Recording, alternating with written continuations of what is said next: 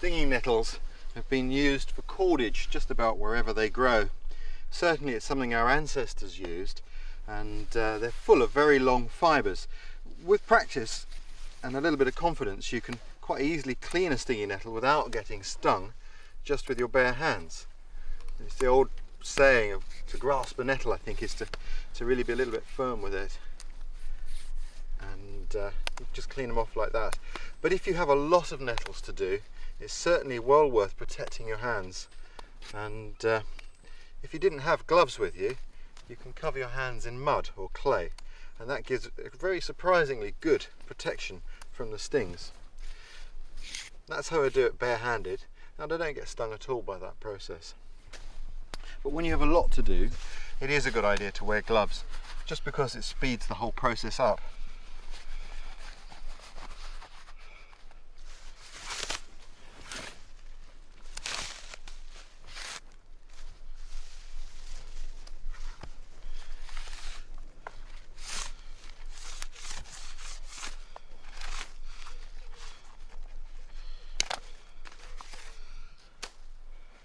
Fibres I'm after are on the outside of the nettle, and to get at those, the first thing to do is to flatten the nettle. These red nettles here I gathered from the open. They're quite different to the ones you saw me pick in the woods, which were lighter coloured green. These red nettles, like this one, are better for fibres. They give stronger fibres. Sometimes you need something to bear down on. Just to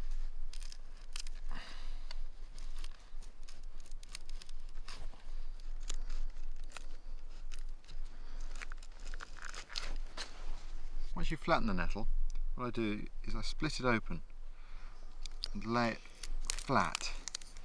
I'm splitting it.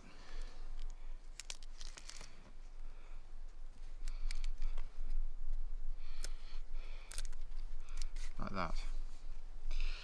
Now I bend it in the middle so that the pith, which is on the inside, breaks upwards and away from the fibres. Like that. Lay that over my index finger, place my thumb on top, and then pull down. So now you can see the pith coming away from the fibres, and we go both ways. These are the fibres we're after. They're very strong, but they need to be dried before we can make those into cordage, although for many purposes they could be used just as they were. And this is the way that we use the fibres in the programme on Aboriginal Britain to attach the arrowhead. A fibre just as it is, like that, makes an extremely useful binding.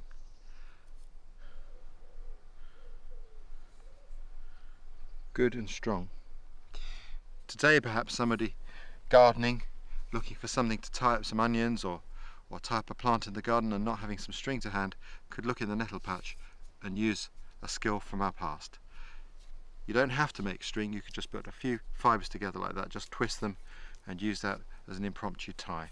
Completely biodegradable and will grow back. If I was going to make string from these, I would dry these fibres before I made the string, because they're going to shrink down an awful lot as they dry. In fact, when these are dry, it'll look just like a few hairs in my hand, because they really do shrink down thin. You need a lot of nettles to make cord. But anyway, just to show you how, we take a couple of fibres and we twist them together to make the fibre nice and round. What I'm going to do is I'm going to bend it in half, take the midpoint, and I'm going to roll on my thigh both of these strands in the same direction at the same time, like this. And at the end of the roll, I clamp them against my thigh so they won't unravel, and then I let go on the left, and you see it start to twist up into cord. And what we do is we just encourage that, give it a little extra twist, like so, and then you move your fingers up to where the strands are parted, pinch it there, and repeat the process.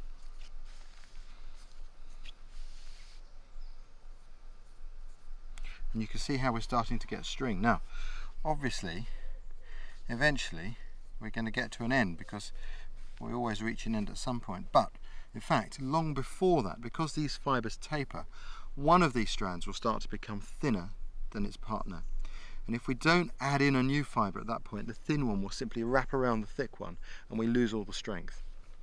So what we do is I look now for a strand of the right sort of thickness, and you can see here how they taper, and we lay that alongside the strand which is thinning the most and twist in the new fibre, and we carry on as before. And of course we could make as long a piece of cord as we need or we like, or that we have patience to make.